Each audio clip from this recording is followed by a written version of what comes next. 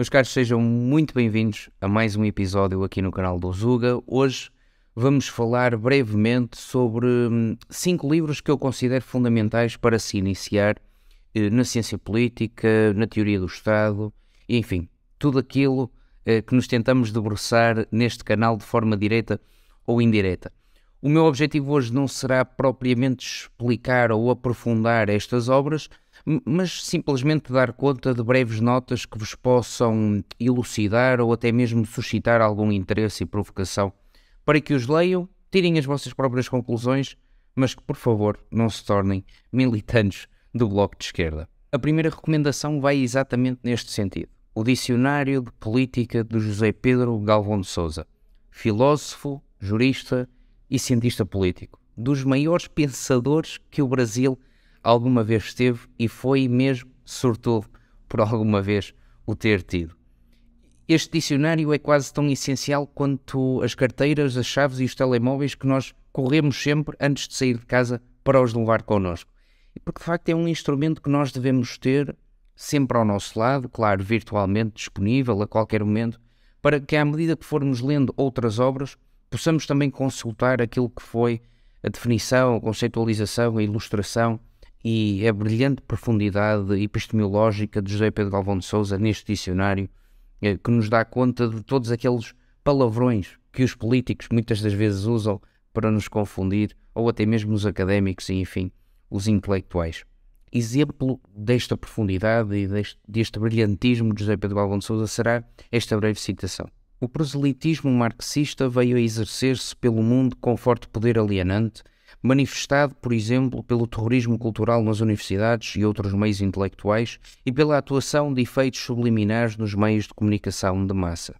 Na medida em que dominou sutilmente muitas inteligências, criando para si mesma um clima de receptividade à ideologia marxista, faz jus a expressão de Raymond Aron, qualificando-a de ópio dos intelectuais.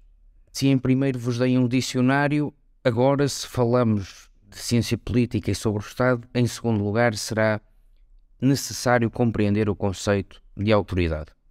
E é neste sentido que recomendo o 3º capítulo do livro Entre o Passado e o Futuro, de Hannah Arendt, que nos faz perceber o que é a autoridade, de onde é que ela advém e surge, qual é, no fundo, a sua legitimidade, como é que ela pode ser ou deverá ser exercida, e quais são as consequências de um uso em excesso desta autoridade, mas também quais as necessidades desta autoridade existir e de que forma é que ela deve ser, digamos assim, manuseada. Esta autora, que foi objeto de tema e de crítica contra crítica no vídeo passado a propósito da crise da educação, que podem ver, faz diversas referências ao longo deste capítulo, referências a Platão, a Cícero, a Maquiavel, a Stuart Mill ou até mesmo a Eric Voegelin. E isto mostra-nos que ela não se prende a uma altura histórica, a um tempo histórico. Não se prende não só ao seu contexto, como não se prende a um contexto passado. Dá-nos conta de autores clássicos, dá-nos conta de autores da Idade Média, autores do Renascimento, do Iluminismo e até mesmo pós-modernos e, enfim, os seus contemporâneos. Isto, de facto, traz uma riqueza histórica, não é? Uma profundidade a isto que é o conceito da autoridade, que nos vai, enfim, dar diversas perspectivas de momentos diferentes sobre qual é, enfim, o papel do Estado e de que forma é que ele exerce a autoridade. Ela diz, na página 187 deste livro, pois viver numa esfera política sem autoridade, nem a consciência concomitante de que a fonte desta transcende o poder e aqueles que o detêm, significa ser confrontado de novo, sem a confiança religiosa num começo sagrado e sem a proteção de padrões de conduta tradicionais e, portanto, auto-evidentes, com os problemas elementares da convivência humana. Agora, em terceiro lugar, com mais alguns recursos, tendo lido o dicionário e agora Hannah Arendt sobre a autoridade, é fundamental retornar aos clássicos e começar com Platão e a República.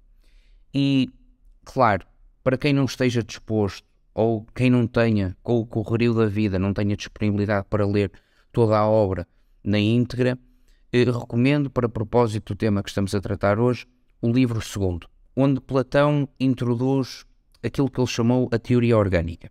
Esta teoria orgânica vê no Estado uma pessoa política dotada de vida e caráter próprio. E é a partir daqui que Platão nos traz uma análise interessante sobre a essência e a natureza da orgânica do Estado. Como é que, no fundo, este Estado se compõe, de que forma é que ele atua e qual é, no fundo, o seu revestimento, quer orgânico, quer de poder, quer de fundamento, legitimidade, mas também de atuação. E, dando seguimento a estes autores clássicos, em quarto lugar, terei obviamente que recomendar a Política de Aristóteles, porque este é sem dúvida o passo a dar, não é? O passo a seguir a ler Platão é ler Aristóteles e, neste caso em específico, ler a Política de Aristóteles. E lá está, mais uma vez, querendo cingir-me àquilo que é o tema deste vídeo, recomendo o livro quarto da Política, porque é este livro que reúne uma discussão, eu diria, intrigante, provocadora, mas também mais interessante no âmbito deste tema, não é? Que é sobre a discussão sobre o melhor regime e sobre a melhor forma de governo. E é através desta análise comparativa e detalhada sobre estes diversos regimes que Aristóteles nos apresenta, onde eu acho que somos confrontados de forma mais direta com a essência do Estado e com todos os perigos que decorrem quer do regime A como do regime B. Porque para cada regime, Aristóteles também nos aponta a degeneração desse regime, ou seja, a deturpação, os efeitos nefastos e negativos do excesso de poder nesses regimes. E é interessante considerarmos que o livro quarto parte exatamente deste conceito. É que, sendo efetivamente muitos os incapazes de atingir de igual forma o melhor tipo de regime, o bom legislador e o verdadeiro político não devem negligenciar nem a forma absolutamente perfeita de regime, nem a forma melhor tendo em conta as circunstâncias. Nem também um terceiro regime, que se estabelece segundo um pressuposto, uma vez que essa ciência pode também examinar qual o princípio a partir do qual um regime se formou e de que modo o poderemos conservar o mais tempo possível. Para finalizar, agora, com um dicionário à mão, de José Pedro Galvão de Sousa, com um domínio sobre o conceito de autoridade através do livro de Hannah Arendt e com algumas luzes de dois dos maiores clássicos da história, Platão e Aristóteles, tornar-se-á mais fácil a leitura do livro que, na minha opinião, é o maior livro alguma vez escrito sobre a democracia e sobre a América. Por isso, não se espantem, o livro chama-se Da Democracia na América, de Alexis de Tocqueville. O livro de leitura obrigatória na Academia Universitária do Mundo Inglês, quer americana, quer britânica. Esta obra há muito caída no esquecimento, que apenas se faz ressurgir no século passado, nas últimas décadas, com Raymond Aron. Eu acredito que esta obra será a melhor descrição dos anos 30 do século XIX dos Estados Unidos e tudo aquilo que caracteriza esta nação e a política pela qual sempre se fez governar desde a sua fundação, desde a Revolução Americana, que, embora todos os contornos hoje, fruto de fenómenos sociais de cariz altamente distintivos relativamente àquilo que eram daquilo que foi o século XVIII e o século XIX, ainda assim a essência mantém-se e a análise de Tocqueville sobre a democracia separada, mas também sobre a democracia na América em específico, são absolutamente brilhantes e eu diria indispensáveis de ler para todos aqueles que querem efetivamente compreender teoria do Estado e ciência política. Tocqueville diz-nos o seguinte: se os que são chamados a dirigir as nações dos nossos dias percebessem com clareza e de longe esses instintos novos que logo serão irresistíveis, eles compreenderiam que, com luzes e com liberdade, os homens que vivem nos séculos democráticos não podem deixar de aperfeiçoar a parte industrial das ciências e que, de agora em diante, todo o esforço do poder social deve-se voltar a sustentar os altos estudos e a despertar grandes paixões científicas. O vídeo está a chegar ao fim.